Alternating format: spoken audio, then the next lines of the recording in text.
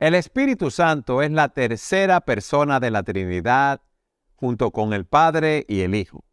Y en la teología cristiana se le reconoce como el Espíritu de Dios o el Espíritu Santo. Su persona y su obra son fundamentales para la fe cristiana, pero tristemente es la persona menos conocida de la Trinidad. Y estad siempre preparados para presentar defensa con mansedumbre y ser así entendidos de los tiempos. Y hoy queremos hablar de la persona y la obra del Espíritu Santo. Buen tema que escogimos para hoy, Sugel, ¿eh? Sumamente pertinente, sobre todo, Eduardo, porque yo me he dado cuenta con mucha tristeza. Tú estás triste igual que yo, entonces, por el desconocimiento. Mira, en el día de hoy yo escucho de personas que profesan la fe de Cristo y que dicen ser creyentes, un desconocimiento peligroso, preocupante de la doctrina de la Trinidad y aún incluso de una negación de la doctrina de la Trinidad, lo cual ya es una herejía. Pero yo creo que es importante que sí que hablemos de este tema y de manera más particular del Espíritu Santo, porque ya nosotros grabamos un programa anteriormente acerca de la Trinidad, pero ahora queremos concentrarnos en la persona del Espíritu. Concentrarnos en la persona del Espíritu. ¿Es una persona entonces, no es una influencia como muchos creen, Sugel? No, y de hecho hay un texto en Zacarías que es quizás para mí el que más claramente enseña esto, porque dice que nosotros combatimos en esta lucha espiritual en la que estamos, no por espada, no por fuerza, sino con el Espíritu. O sea que evidentemente el Espíritu Santo no es una fuerza, porque dice no es con fuerza, es con el Espíritu. Pero luego hay otros textos de las Escrituras como Hechos capítulo 6, Hechos capítulo 5, donde Ananías y Zafira son culpados de que le mintieron al Espíritu Santo. Nosotros encontramos en Efesios capítulo 4 que no debemos entristecer al Espíritu Santo de Dios. O sea que evidentemente la Biblia habla del Espíritu como de una persona. ¿Y por qué esa insistencia de muchos grupos de ponerlo como una influencia, un poder místico, una fuerza impersonal, o podemos decir una fuerza fantasmagórica? Mira, yo creo que en el fondo puede haber una ignorancia bíblica y aún una ignorancia de la historia. Una de las cosas que yo escucho mucho por las redes es: la doctrina de la Trinidad es un invento de la Iglesia Católica Romana que comienza después de Constantino. No, la palabra Trinidad como palabra técnica para referirnos a las tres personas de la Trinidad la usó Tertuliano en el siglo II. O sea, años 100 y pico, 170, 160 después de Cristo. Ahora no tengo la fecha exacta y sé que estoy siendo impreciso, pero el punto es que ya Tertuliano, muchísimo antes de Constantino, había acuñado la palabra triunidad para hablar de un Dios que en un sentido son tres, en otro sentido es uno. Hay un solo Dios, pero hay tres personas. De hecho, la palabra griega que se traduce persona es prosopon, es una palabra que significa cara, significa presencia, significa persona. Por ejemplo, la palabra prosopon en el Nuevo Testamento se usa en textos como Mateo 18, cuando Cristo habla de los pequeñitos que son hechos tropezar por causa de nuestro pecado. Dice, cuando sus ángeles ven continuamente el rostro de Dios. Esa es la palabra prosopon. O cuando dice, 2 Corintios capítulo 4, versículo 6, que en el Evangelio se revela la gloria de Dios en la faz de Jesucristo. O cuando dice Pablo en, creo que 2 Corintios 2, hablando de un hombre que había pecado, dice, si algo ustedes lo han perdonado en la presencia de Cristo, es en el prosopon de Cristo, en la cara de Cristo, pero también en la persona de Cristo. Esa palabra se puede traducir de las tres maneras. En cuanto al Espíritu Santo, tú recuerdas lo que dice el Salmo 139. ¿A dónde me iré de tu espíritu y a dónde huiré de tu presencia? La palabra hebrea allí es la palabra cara. ¿A dónde huiré de tu cara? ¿Por qué la Biblia usa la palabra cara? Eduardo, vamos a suponer por un momento que una persona que tú conoces viene por detrás de ti y tú no lo estás viendo. Tú no estás consciente de que esa persona está detrás de ti. Bueno, eso es una figura antropomórfica, o sea, estamos hablando en un lenguaje humano para entender que Dios, a nosotros nunca tomamos a Dios desprevenido. O sea, nosotros siempre estamos en la cara de Dios porque estamos en la presencia de Dios. Pero lo interesante del Salmo 139 es que el salmista le aplica esa facultad al Espíritu de Dios. Entonces, el Espíritu de Dios tiene los atributos que la Biblia le atribuye a Dios. La Biblia dice en Génesis capítulo 1, versículo 2, que el Espíritu de Dios se movía sobre la faz de las aguas poniendo orden. En Job se habla del Espíritu como aquel que adornó los cielos. En textos como Hebreos capítulo 9, versículo 14, se habla del Espíritu eterno, se le atribuye eternidad al Espíritu Santo, y así pudiera seguirte mencionando un montón de textos donde se ve claramente que el Espíritu Santo tiene los atributos que se le atribuyen a Dios y hace las obras que se le atribuyen a Dios. O sea que al nosotros hablar de un Dios en tres personas, no estamos torciendo la verdad bíblica, no nos estamos yendo más allá de la Biblia. Algunas personas dicen, sí, pero la palabra Trinidad no aparece en la Biblia. El punto no es si la palabra Trinidad aparece o no en la Biblia. Es si el concepto que esa palabra encierra y que esa palabra comunica está en la Biblia. Y la Biblia enseña que hay un solo Dios, uno solo. No hay tres dioses, un solo Dios. Pero dice que ese Dios tiene tres personas. Él subsiste en tres personas. Uno es el Padre, la persona, el prosopón del Padre. La palabra latina que traduce prosopón griego es persona. Así que lo que nosotros tenemos en español es una transliteración de la palabra latina. La persona del Padre, la persona del Hijo y la persona del Espíritu Santo. Así que son tres personas y un solo Dios. Si no te gusta la palabra Trinidad, bueno, tenemos que inventar otra. Pero la palabra Trinidad encierra un concepto bíblico que es correcto. Es triuno. Nosotros adoramos a un Dios que es triuno, porque es uno en un sentido, en su esencia, es tres en otro sentido, en sus personas. Sugel, ¿y cuál es la obra del Espíritu Santo? Porque es muy vasta esa obra. Tú has probado muy claramente la deidad del Espíritu Santo, pero ¿qué hace el Espíritu Santo? Mira, es una pena de verdad que los creyentes ignoren todo lo que hace el Espíritu de Dios. Ahora, antes de entrar en el tema de qué hace el Espíritu, hay un sentido en que es correcto y apropiado que en una iglesia donde los creyentes son llenos del Espíritu, exalten a Cristo. Porque dice Cristo en Juan, Él me glorificará porque tomará de lo mío y os lo hará saber. Que de paso, Eduardo, otra vez, ahí vemos claramente que se trata de una persona, ¿verdad? Pero eso ya hablamos de ese tema, así que voy a seguir con lo que nos resta. Así que no es inapropiado que nosotros en nuestros cultos de adoración, en nuestras vidas cristianas, exaltemos a Cristo como una obra del Espíritu en nosotros, porque eso es lo que hace el Espíritu. Él vino a glorificar a Cristo. Siempre y cuando no olvidemos todo lo que el Espíritu Santo está haciendo para que eso sea posible, para que Cristo pueda ser exaltado en nuestras vidas y para que nosotros podamos llegar al Padre en el nombre de Cristo. Que de hecho, creo que un programa que deberíamos hacer aquí, Eduardo, eventualmente, es un programa sobre cómo tener comunión con el Padre, cómo tener comunión con el Hijo y cómo tener comunión con el Espíritu Santo. Porque aunque los tres son Dios, un solo Dios, precisamente porque son personas distintas, hay algunos aspectos en que la comunión con uno, la comunión con el otro, la comunión con el Espíritu, con el Padre, el Hijo y el Espíritu, tiene sus distinciones. No me gusta la palabra diferencia. Muy interesante. Sí, John Owen escribió un libro entero sobre ese tema, el gran teólogo puritano del siglo XVII. Ahora, ¿qué hace el Espíritu? Bueno, lo primero, que hace el Espíritu Santo es impartir vida. Juan capítulo 3.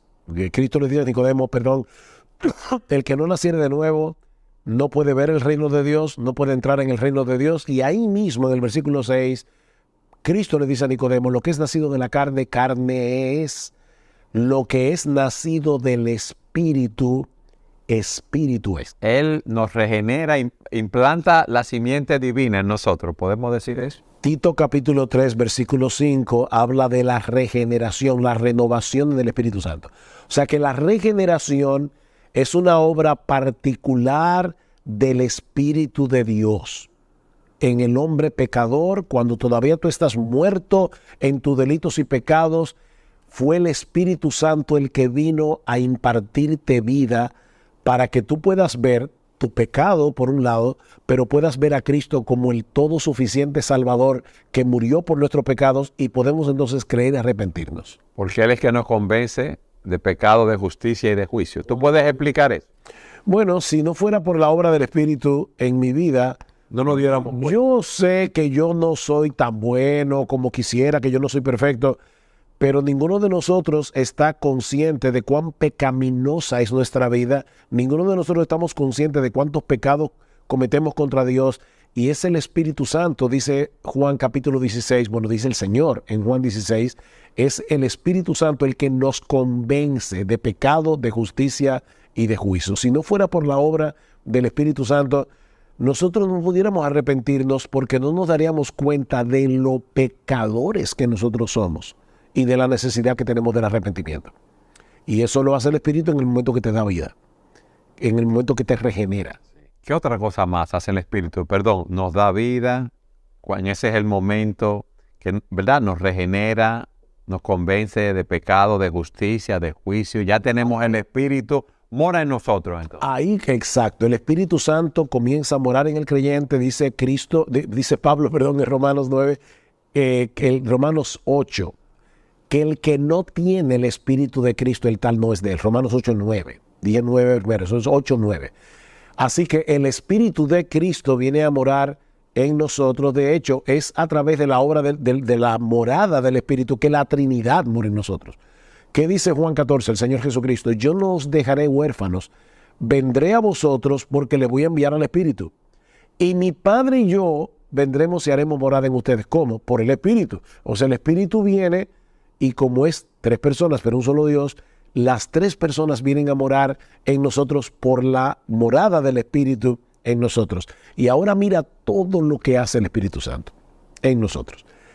Mira, Eduardo, cada vez que tú experimentas amor por otro creyente, Una obra, es un fruto del Espíritu. gozo, paz, paciencia, tú estás viendo el fruto. Pero ahí que yo decía, por eso decía hace un momento, nosotros tenemos que estar conscientes de que ese fruto lo produce el Espíritu Santo. O sea, que cada vez que tú te preocupas por alguien, yo suelo decirle a las personas a veces en mi oficina, me dicen, mira, yo estoy preocupado por ti, pero déjame decirte algo. Yo no estoy preocupado por ti porque yo soy buena gente, porque yo soy un súper cristiano. Yo estoy preocupado por ti porque Dios te ama. Y Él en su amor ha puesto esa preocupación en mí por ti. Así que no me mires a mí. Mira a Dios que por su amor está obrando en mí. Amor por ti. Ahora, ¿qué persona de las 3 personas de la Trinidad es la que está produciendo ese amor? El fruto del Espíritu. Es amor, gozo, paz, que por cierto una fuerza no puede producir amor. Una fuerza puede mover una pared, un terremoto viene Bien. y un viento, pero no produce amor, gozo, paz, paciencia, benignidad, bondad, fe, mansedumbre. No, eso solamente lo puede hacer una persona divina en nosotros.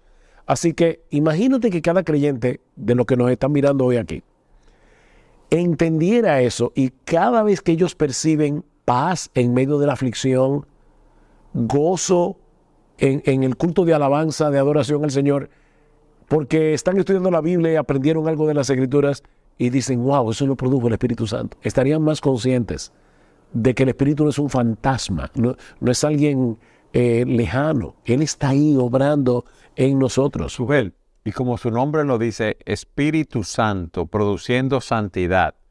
Suel, nosotros tenemos el mayor agente de cambio morando dentro de nosotros, produciendo todo ese fruto en nuestras vidas. Romanos 8:13. Cuando tú eres tentado, ¿por qué tú puedes decirle que no al pecado? Porque tú eres un súper cristiano.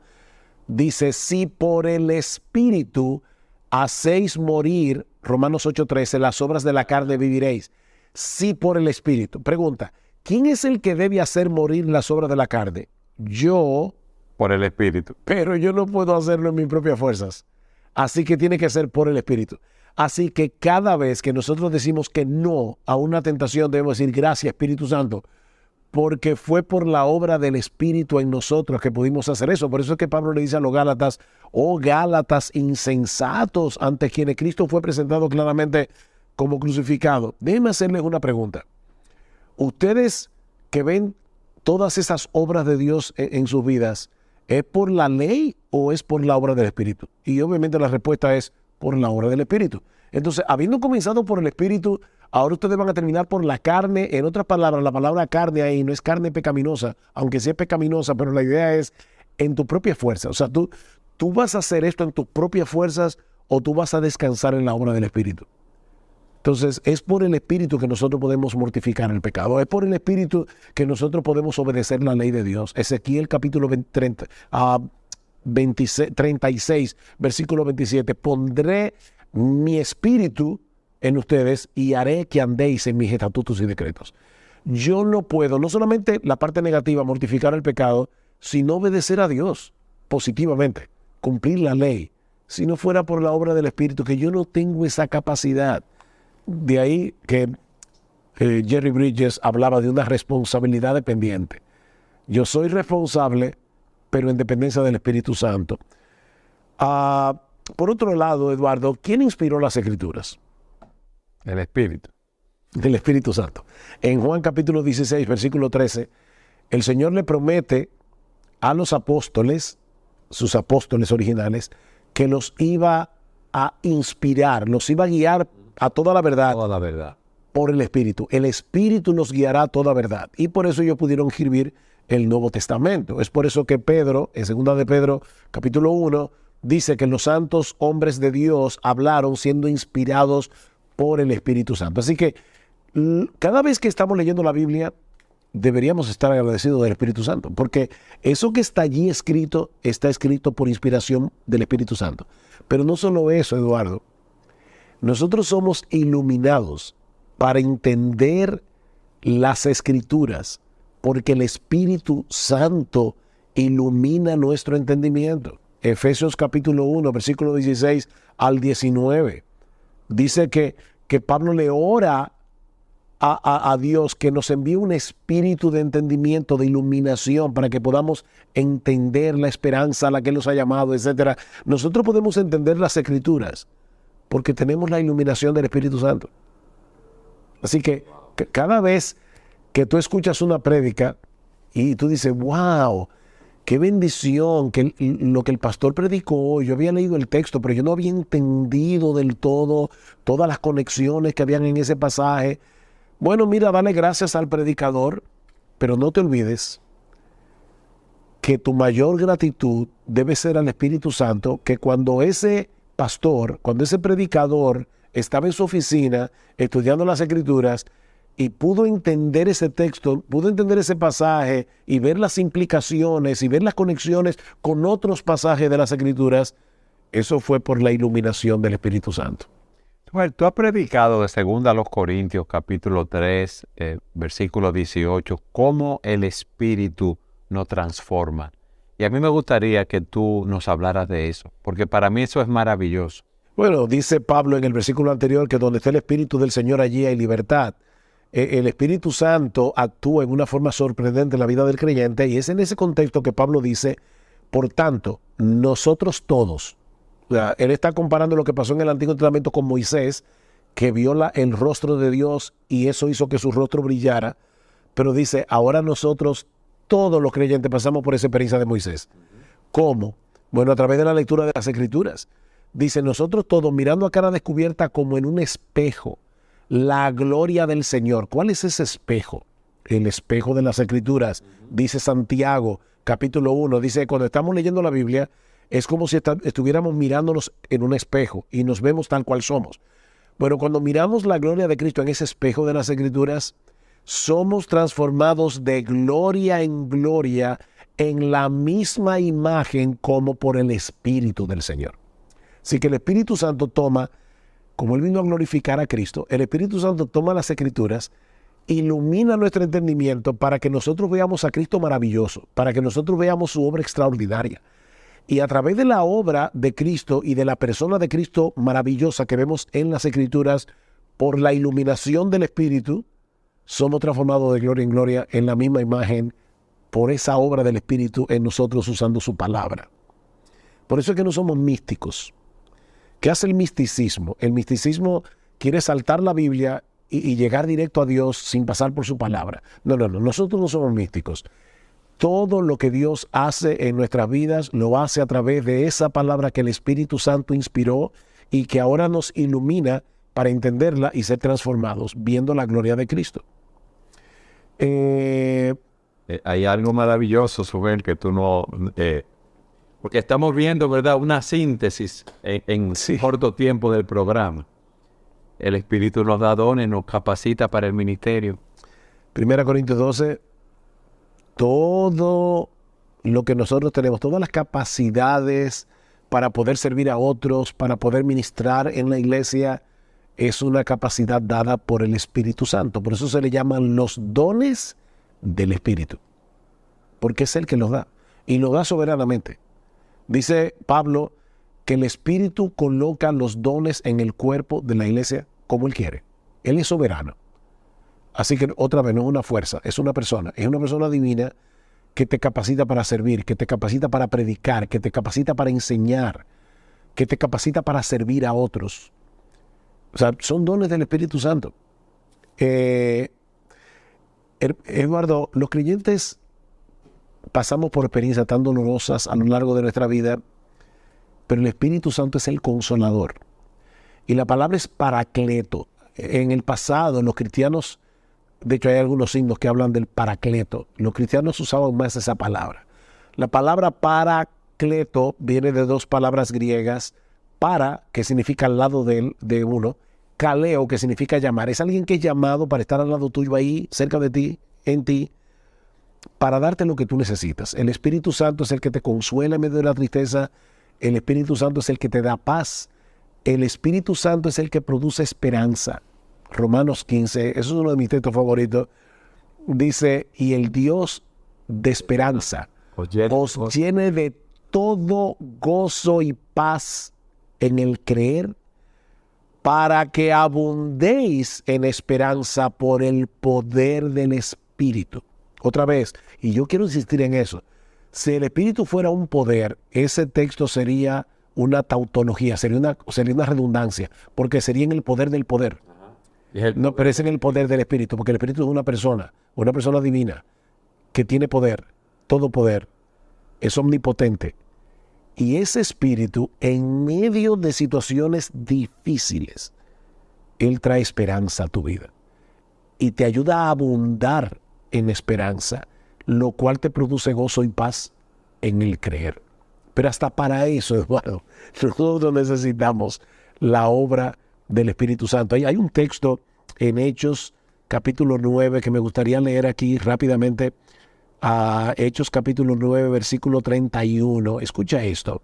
Dice Lucas, hablando de la iglesia del primer siglo, entonces las iglesias tenían paz por toda Judea, Galilea y Samaria, y eran edificadas andando en el temor del Señor, y se acrecentaban fortalecidas por el Espíritu Santo. De nuevo, no fortalecidas por un poder, sino fortalecidas por el poder que tiene el Espíritu. Pero fíjate otra vez, las iglesias tenían paz. ¿Por qué? Porque todo le estaba saliendo bien. O esas iglesias estaban siendo perseguidas. Habían problemas. Pero tenían paz. ¿Por qué? Porque el Espíritu Santo estaba cumpliendo en ellos lo que Pablo dice en Romanos 15:13. El Espíritu Santo los estaba fortaleciendo, les estaba dando esperanza, les estaba recordando las promesas de Dios. Mira, cuando en medio de una situación difícil, tú de repente recuerdas una promesa divina y te agarras de esa promesa, no es porque tú eres genial, no es porque tienes buena memoria, y puede ser que tengas buena memoria. El Espíritu Santo trajo eso a ti. Well, el Espíritu Santo nos da esperanza. Imagínate una persona que ha llevado una vida de mucho pecado, mujeres que se han realizado abortos, que han hecho daños a otras personas, hombres que han engañado. El Espíritu nos da esperanza en la conversión. ¿Me estoy explicando? De una nueva vida cuando nos regenera. Eduardo, ¿tú quieres un texto más hermoso, extraordinario que Gálatas capítulo 4, versículo 6? Pablo dice que por cuanto nosotros somos hijos, Dios envió a nosotros el Espíritu de su Hijo, por el cual clamamos Abba, Padre. Mira, cada vez que un creyente se postra delante del Señor y le ora a Dios con la conciencia de que Dios nos está oyendo, de que es su Padre que está en los cielos, y yo puedo decirle: Padre mío, mira cómo está mi corazón, mira mi dolor, mira mi aflicción, yo te necesito, Señor. Yo no le estoy hablando a un fantasma, yo le estoy hablando a mi Padre que está en los cielos. Pero lo que dice Gálatas 4:6 es que eso es posible porque el Espíritu con el que Cristo clamó al Padre en el huerto de Getsemaní y en muchísimas otras ocasiones a lo largo de su ministerio terrenal, ese Espíritu Santo está en nosotros. Y como es el Espíritu de su Hijo, nos lleva a hablarle a nuestro Padre con la confianza que un hijo tiene con un padre. Wow, de verdad, mira, es que es tanto lo que hace el Espíritu Santo en nuestras vidas que no sería posible dar un paso en la vida cristiana si no es por la obra del Espíritu. Y me da pena porque en algunas iglesias donde sí se enfatiza muchas veces la obra del Espíritu, no siempre es en el mejor sentido, porque solo se quiere enfatizar lo extraordinario. Que una persona hizo un milagro, que una persona profetizó, todo lo que se supone que se hace en muchísimas iglesias. No todas las bendiciones que recibe día a día, minuto a minuto, del Espíritu. O sea, quieren las cosas extraordinarias cuando la realidad es que el Espíritu Santo está con nosotros 24/7 en lo ordinario. Sí. No siempre están pasando cosas extraordinarias, pero yo vivo una vida creyente, cristiana, ordinaria. Y todavía nos falta algo más. Precisamente porque el Espíritu Santo está en nosotros, en el día final, cuando Cristo regresa en gloria, es ese Espíritu Santo que nos va a resucitar. Amén. O sea, nosotros vamos a resucitar, dice Pablo en Romanos capítulo 8, versículo 11, porque el Espíritu del que resucitó a Cristo de los muertos mora en nosotros, y dice, Él también vivificará nuestros cuerpos mortales. ¿Cuánto le debemos a la obra del Espíritu Santo? Amén. Sugel, nos quedan 2 minutos de programa. ¿Qué tú le dirías a aquellos que no tienen el Espíritu? ¿Me dejas decirle algo primero a los creyentes? Sí. Primero, yo le diría a los creyentes, estudien su Biblia y busquen aún en una concordancia todo lo que dice del Espíritu Santo y conozcan a la persona del Espíritu Santo revelada en la Biblia, no en especulaciones humanas, no en lo que a mí me parece. ¿Qué dice Dios en su palabra, inspirada por el Espíritu, acerca del Espíritu? Aprendan del Espíritu Santo. Y 2, a los creyentes todavía, intencionalmente no olviden las obras del Espíritu. Y ya, mira todo lo que mencionamos hoy aquí. Recuerda, cada vez que algo como esto pase, recuerda que es el Espíritu que está obrando en ti. Ahora, si tú no eres creyente, yo quiero que tú entiendas que tú estás muerto en tus delitos y pecados, dice Pablo en Efesios capítulo 2, versículo 1, por una simple razón. El Espíritu de vida no mora en ti. Y ese Espíritu de vida solamente va a morar en ti si tú vienes a Cristo en arrepentimiento y fe. Amén. El Espíritu da vida cuando regenera. Pero en ese momento, el Espíritu Santo te lleva a confiar en Cristo y el Espíritu une tu vida a Cristo por la fe. Y entonces tú estás verdaderamente vivo. Entonces tú estás físicamente vivo, pero no espiritualmente vivo. Arrepiéntete de tu pecado, cree en el Señor Jesucristo y serás salvo. Y el Espíritu de Dios vendrá a morar en tu vida y hacer por ti todo esto que hemos mencionado en este programa. Sugel, gracias por habernos dado esa síntesis gloriosa de la persona y la obra del Espíritu Santo. Amén, gloria al Señor. Y a ustedes, gracias por habernos acompañado en su programa Entendiendo los Tiempos.